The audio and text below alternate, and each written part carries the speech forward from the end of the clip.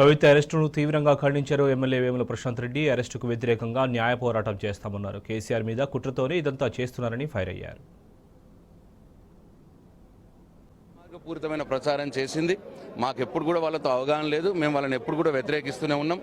Fascist అని చెప్పి CM గారు మా ముఖ్యమంత్రి మాజీ ముఖ్యమంత్రి గారు కేసీఆర్ గారు మా పార్టీ అధ్యక్షులు నరేంద్ర మోడీ అన్న సంగతి కూడా తెలుసు.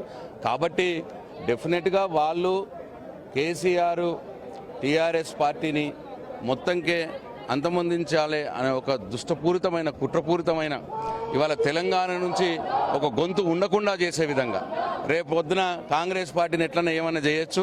ఈ బీఆర్ఎస్ పార్టీ ఉంటే తెలంగాణలో కంట్రోనల్స్ లాగా ఉన్నది. తెలంగాణ గొంతుకగా ప్రశ్నిస్తుంది. తెలంగాణ ప్రజల కోసం పోరాడతాడు కేసీఆర్. కాబట్టి ఈ కేసీఆర్ని బీఆర్ఎస్ పార్టీని తుదముట్టించాలి అని చెప్పి ఒక కుట్రపూరితమైన చర్య చేస్తూ ఉన్నారు. కానీ వీటికి భయపడేది లేదు. మేము ఇవాళ ఎట్టి పరిస్థితుల్లో ఇటువంటి రాజ్యాంగ వ్యతిరేకపూరితమైన చర్యల్ని, చట్టానికి వ్యతిరేకపూరితమైన చర్యల్ని డెఫినెట్గా అటు కోర్టుల్లో కావచ్చు, ఇటు ప్రజాక్షేత్రంలో కావచ్చు తప్పకుండా ఎండగడతాం. రాజకీయంగా ఎండగడతాం, అటు చట్టపరంగా కోర్టుల్లో కూడా పోరాడతాం.